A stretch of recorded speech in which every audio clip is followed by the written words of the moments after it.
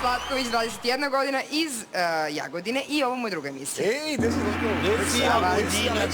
Očino je. Si spreman? Naravno. Ko zapeta puška, a? Ali prazna. Prazna. Da. Ajde onda, si spradiš tamo pred njima. Ajde.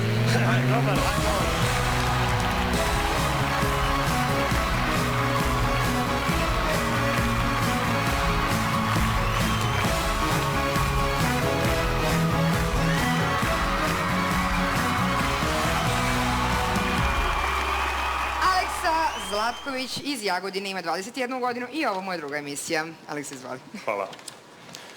Reporter Aleksa za televiziju Podzemni svet pravi uživu intervju sa dvojicom naših legendarnih političara koji više nisu sa nama, ali su na nekom lepšem mestu.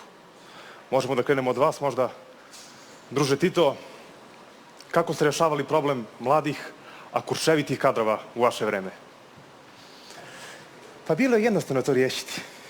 U početku sam ih slao u penziju, prevremenu penziju.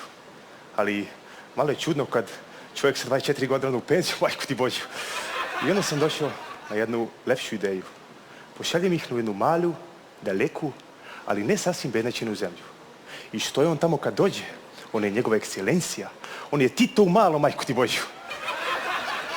Hvala vam. Možda još nešto da dodate? Pa nemam ništa. Evo samo pozdrav za ove lijepe drugarice i drugove i ove lijepe pionirke i za ovu petoricu prelijepih momaka. Živeli, braćo.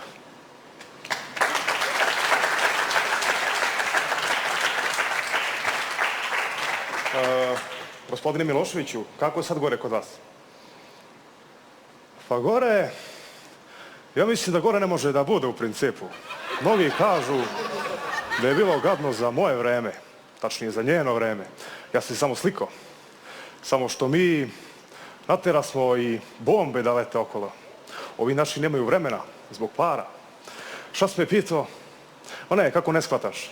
Cijela poenta moje vlasti je bila, ja ne slušam nikog. Ja pričam sam za sebe i radim. Doviđenja i pozdrav.